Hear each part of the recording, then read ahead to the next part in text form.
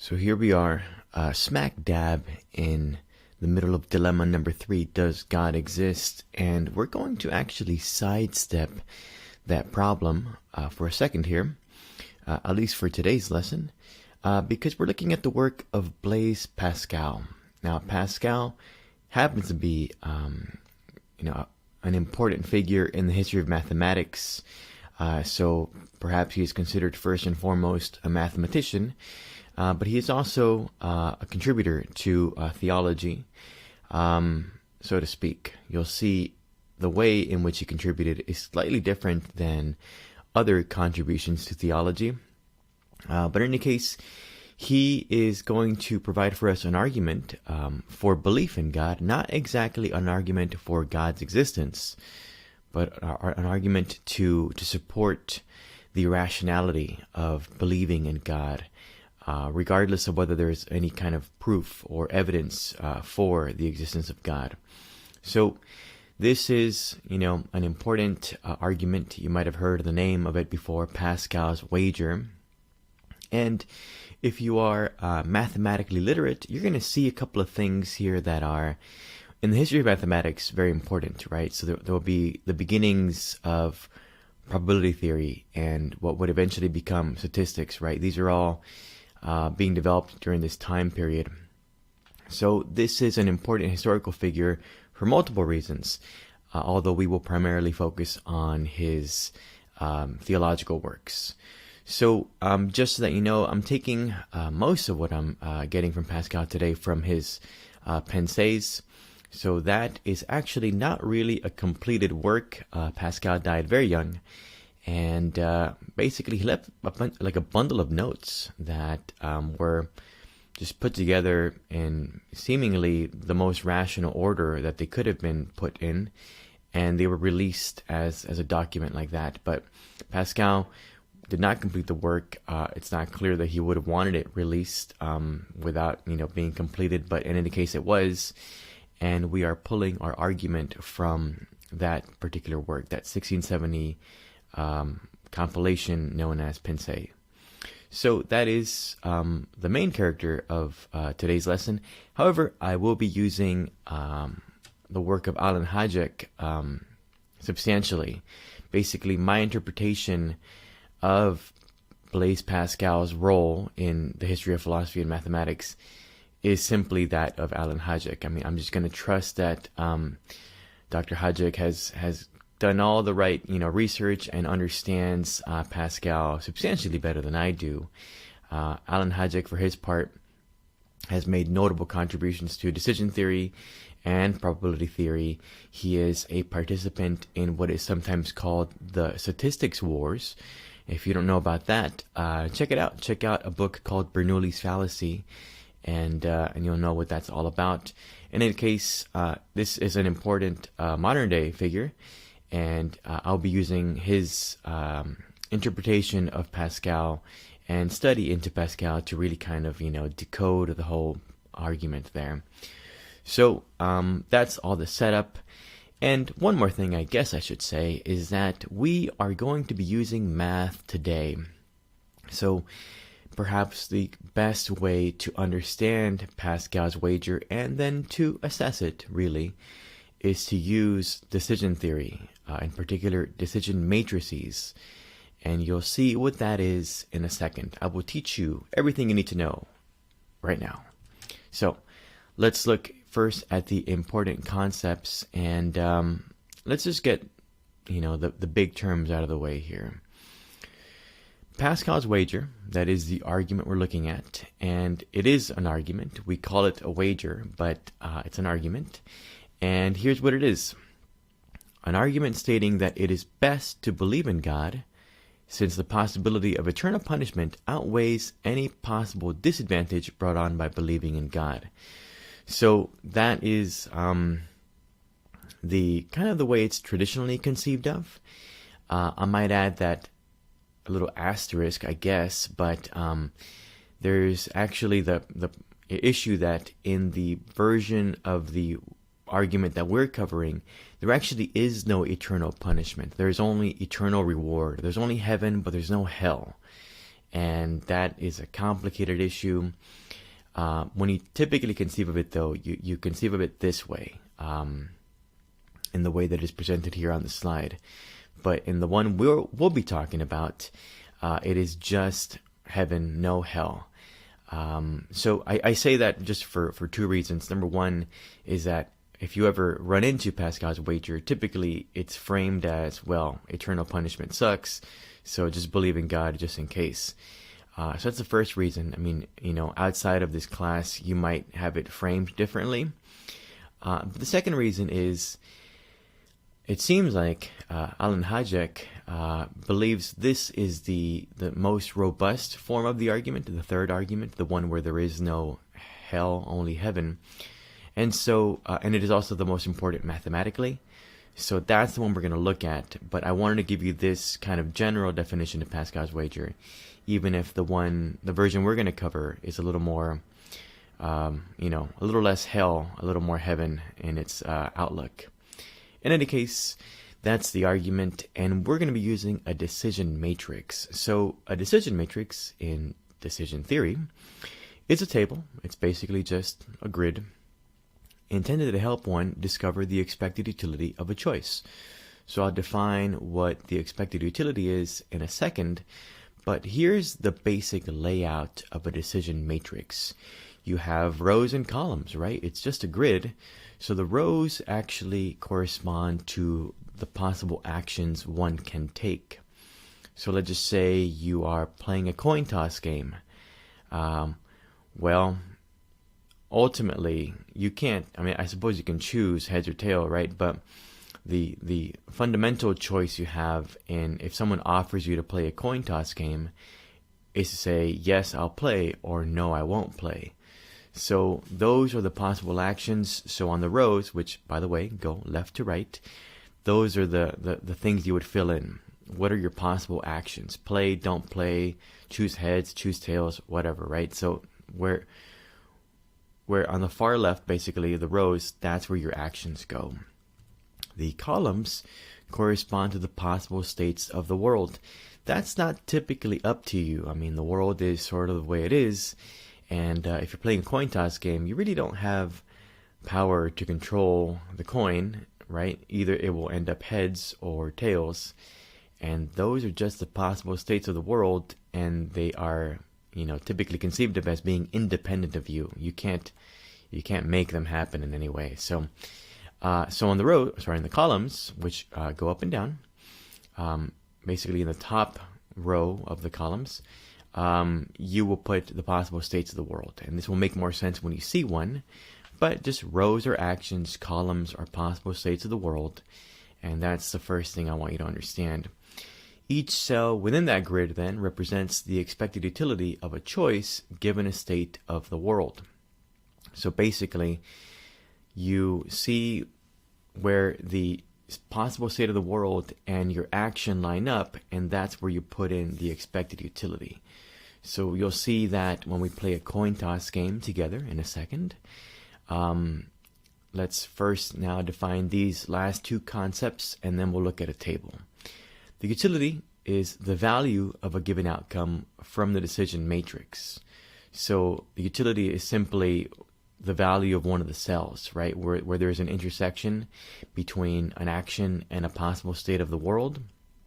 And the expected utility, or for that, you take each utility, you multiply it by its probability, and then you just add all the numbers up together.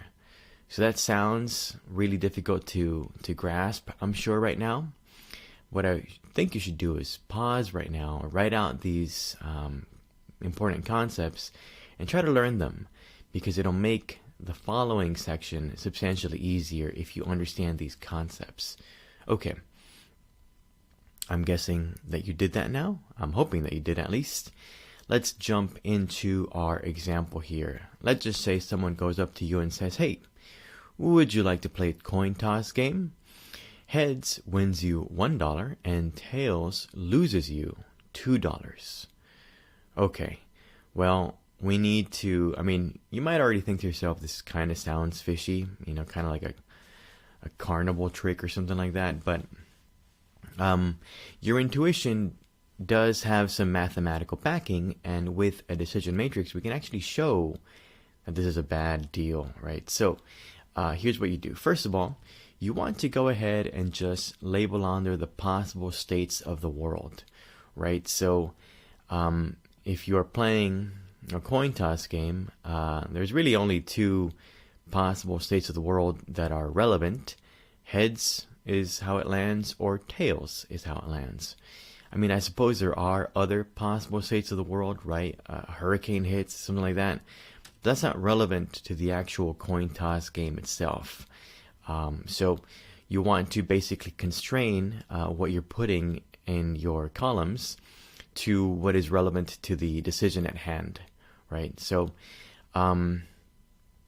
that's the first thing you want to do. And then on the rows, which I've highlighted blue here, what you want to do is basically place in your possible actions, the actions you can take, right? So there's just two options. You can play or you can choose not to play. That's basically as straightforward as it gets. And this is a very simple decision matrix, but it really is all there is to it. There might be more complications in coming up with the possible states of the world and your possible actions, but at base, this is all it really is. You put in the states of the world and your possible actions. That's it. So with that in mind, we do now have to fill in the rest of the grid. So let's just say that you choose not to play. That one's an easy row to fill out. If you don't play and it lands on heads, well, then you don't get anything because you're not playing. And if you don't play and it lands on tails, again, you don't get anything because you're not playing. So that one's easy. Okay. Now, what happens if you play and it lands on heads? Well, we've said before, you were told that you get $1. And if you play and it lands on tails, it's $2 that you lose. So it's -2. And that's basically it. In the real world, of course, finding the utilities of certain combinations of actions and states of the world, that might be a little more difficult than this, right? Life is hardly ever so straightforward where someone says, well, it's $1 for this and -2 for this. We wish it were that simple, but at least in this simplified example, it really is that simple. That's all we have to do. That is almost all you need to do. This is how, in and of itself, though, it is a completed decision matrix. There is one more thing you need to do with it, and that is to figure out what action to take, play or don't play. I'm sure you can, maybe you can kind of tell what to do, but let's go ahead now and do the calculations. So the expected utility X of not playing is 0, right? That's pretty straightforward, right? So let's just, no calculations there. Let's look back at the important concepts. What you're supposed to do to get the expected utility for the numbers that actually matter, the non-zero numbers, you take each utility and multiply it by its probability, and then you just add everything up. So that's cool. We can do that. So in that case, let's look at the expected utility Y. That is the expected utility of playing. Well, there is a simple matter of figuring out the probability that it will land on heads or tails, and that's pretty straightforward. It's 50%, right? It's a 50-50 kind of thing. So what you do is you take the utility of you playing and it landing on heads, which is 1, and multiply it by its probability, which is 0.5, that's 50%. And then you take the utility of you playing it and the coin landing on tails, which is -2, and multiply that by the probability that it will land on tails, which is also 0.5 or 50%. And there you go. That's the basic layout. And you do some basic algebra here, some basic multiplication. So there it is, in case you forgot 8th grade or whenever it is that you do this. And of course, 0.5 minus 1 is -0.5. And that is the expected utility of playing. So if you don't play, it's 0. And if you play, it's -0.5. So those are your two expected utilities. And I think I'm going to blow your mind right now, right? But 0 is greater than negative 0.5. If you don't believe me, which sometimes people don't for some reason, check out our number line, right? So, yeah, 0 is greater than negative 0.5.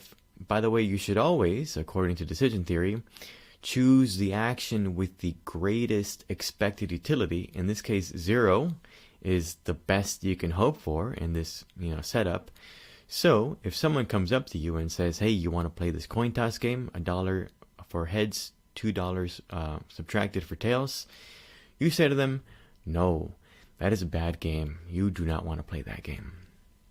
So that is how you use a decision matrix, and that's how you calculate expected utility. So again, very idealized example, but that is the basics. That's all it really is fundamentally. So okay, well, now let's play the cosmic roulette game, which is choosing religions, and let's see if it makes sense to wager for God, if we want to put it that way, the way Blaise Pascal did. So as I had said earlier, we're looking at Pascal's third argument, and it is an important argument. Apparently it's the most robust, and it's also apparently the most important in the history of mathematics. And you'll see time and time again throughout this course that important developments in the history of thought and intellectual progress are linked with developments in the field of mathematics. For whatever reason, these great thinkers that we're studying, many of them made some breakthrough in mathematics around the same time that they made some breakthrough or some landmark philosophical argument.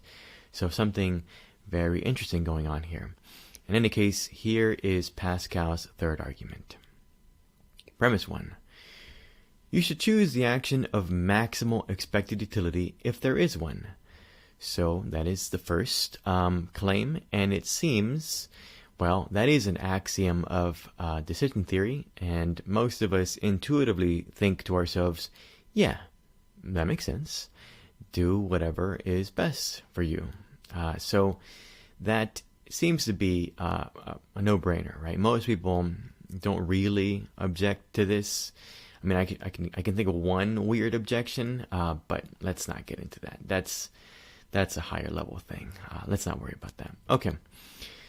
Here is the second premise. The probability, P, that God exists is positive. All right. So what's going on here? Well, he basically wants to say that, this dogmatic atheist, the one that says there is zero chance that God exists, they're for sure wrong, right?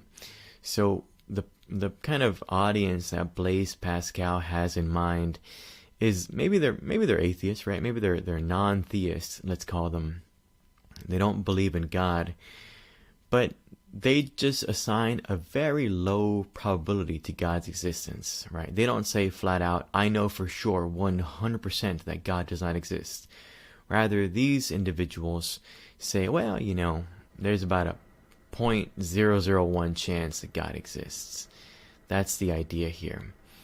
So that's what we mean by the probability that God exists is positive. It's at least not 0. 0.00001 is still positive, and that's what we're going for. That's what Pascal means, at least. So that is an important premise. We'll come back to this one in a second. The decision matrix is as follows, where F1, F2, and F3 are finite utilities. So let's look here at the decision matrix.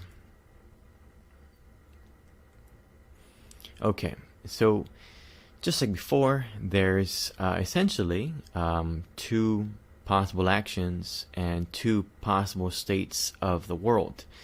Either God exists or God doesn't exist. Those are the two possible states of the world. And of course, either it is the case that you end up wagering for God or believing in God, or you decide to yourself, nah, not for me. You wager against God, or you don't believe in God. So those are the two possible actions and the two possible states of the world. And let's look at the utilities of each.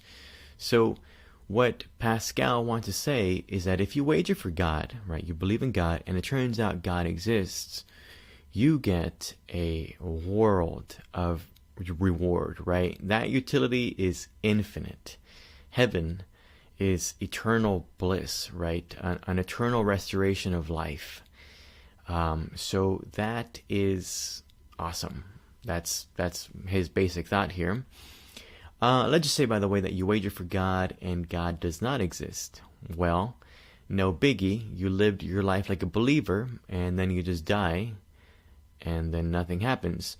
So whatever value of utility your life was, right? Whether it be net positive or negative, basically you had a life, and let's just say your life was overall good. You ended up with a 40. Let's just make up a number, 40. Well, that's a finite quantity, right? Maybe you had a relatively bad life. Maybe it's a negative 40.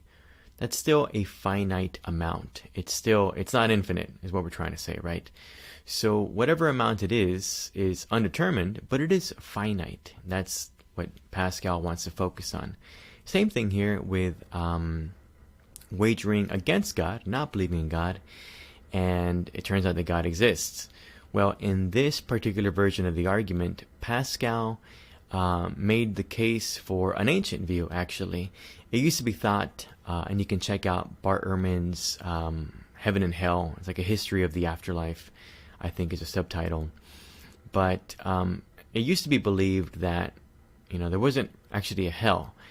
When you die, and if you didn't believe in God, you just stopped existing. So God would destroy you, and there wouldn't be any suffering. You just wouldn't exist anymore. And so the way that Pascal thinks about this one is that, well, if you're one of those people, you didn't believe in God, and it turns out you were wrong, God does exist, well, you're not going to suffer forever. It's not going to be negative infinity. It's going to be whatever your life was. That's just it. Again, maybe you had a good life, 40. Or maybe you had a bad life, negative 40. But that's it. No infinity, right? It's just a finite quantity. And then you're ameliorated, right? You're gone, and there's no more suffering or, enjoyment. And that's it. A finite quantity too. And of course, maybe you wager against God, you don't believe in God, and God doesn't exist. You were right. Kudos to you, I guess, but it's still a finite amount. So let me come back to that one in a second. Let me make sure that people don't say something right off the bat here about the use of infinity. So let me actually go back here. So there is, as you can tell, an infinity there, an infinity symbol. And some people object right away to the use of infinity. They'll say something like, infinity is not a number. That's fine, but I always stress that this is mostly a history class, and in a weird way, even though it's a philosophy class. And we should always judge the thinkers that we're looking at by the standards of their own time. It's unhelpful to do otherwise. And here's the deal with infinity. At least at the time, it seemed like it was considered perfectly computable. Right? It could be entered into computations as they were beginning to think about it. A lot of things were different in those days. And I just want to give a quick aside here about the nature of mathematics. Look, things get debated. It gets taught to you like it is like from on high, this is the way you do things. But in the actual history of mathematics, there is lots and lots of debate about, things that are now taken as basically law, but so I'm pulling this from Stanislaw Dehaene's The Number Sense. I love this book, by the way. But Dehaene reminds us that negative numbers, like many other topics in mathematics, were heavily debated upon their introduction. So Pascal himself, the subtraction 0 minus 4, whose result is negative, was pure nonsense. So we're looking at a time period here, middle of 1600s, where basically negative numbers were not established and infinity could be used in computations. And that was just the state of mathematics at the time. So even though we might make an objection nowadays to this argument, we're not going to let it stand when we're assessing this argument, because we're assessing it in its own context. And so, if we were to just stop right there, I want to say that infinity symbol is okay given the time Pascal was writing, right? So that shouldn't be the objection that you give if you were trying to object to this. And again, as I was saying, if you wager against God and God does not exist, kudos to you, you were right, but there is no afterlife. So whatever your life was, if it was positive, 40, if it was negative, negative 40, whatever it was, it's still a finite quantity, not infinity. And there you are. So if you wager for God and He's real, infinity, right? Infinite reward in heaven. And any other condition, well, you just basically stop existing. So whatever value it is, it's a finite value. Maybe you had an extraordinary life, right? And you're at 300. But that's it. If you wager against God, let's just say, and God does not exist, right?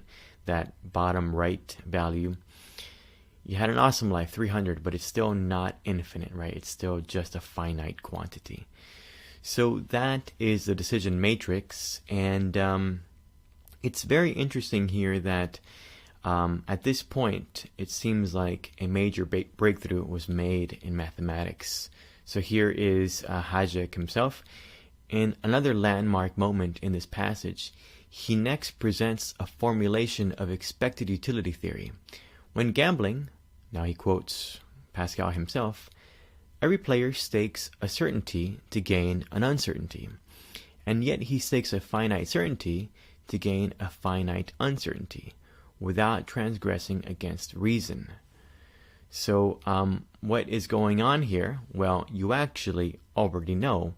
We've already done it. There's a calculation of expected utility. But what Pascal is doing is, well, not only developing the method, but providing a rationale. How much then should a player be prepared to stake without transgressing against reason? What is it rational to put at stake?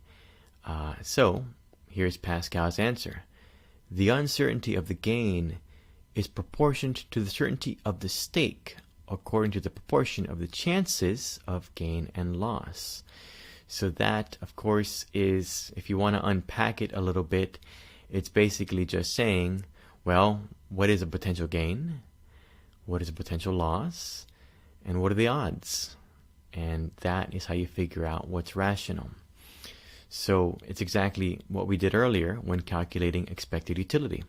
There it is in a non-algebraic form, right? It's in words, but everything starts as a thought and then it gets formalized into symbols. So that is a landmark moment in the history of mathematics. It takes some work, says Hayek, to show that this yields expected utility theory's answer exactly. That's the way he wrote it. But it is work well worth doing for its historical importance. So there it is, Pascal, landmark moment in mathematics while trying to defend belief in God, right? So another case of theological work leading to great scientific and or mathematical breakthroughs. Fascinating. So back to the argument then. That's where he says, let's do the math basically, and he realizes, okay, well, wagering for God has infinite expected utility. That's how it goes.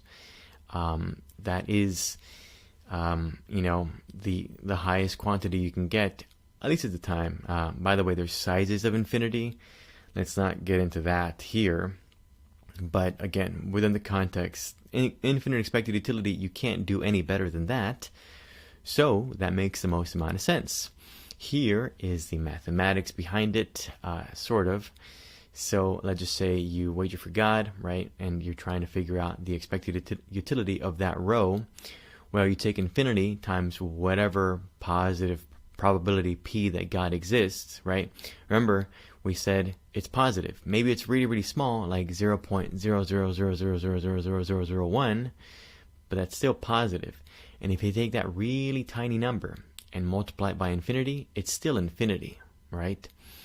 And so you add that to the finite quantity, whatever, f1 is. Let's just say it's 40 times your basically what you do here is you take 1, so all probabilities have to be between 0 and 1, and you take 1 and you subtract from it whatever probability it is that God exists, whatever number that is, whatever quantity that is.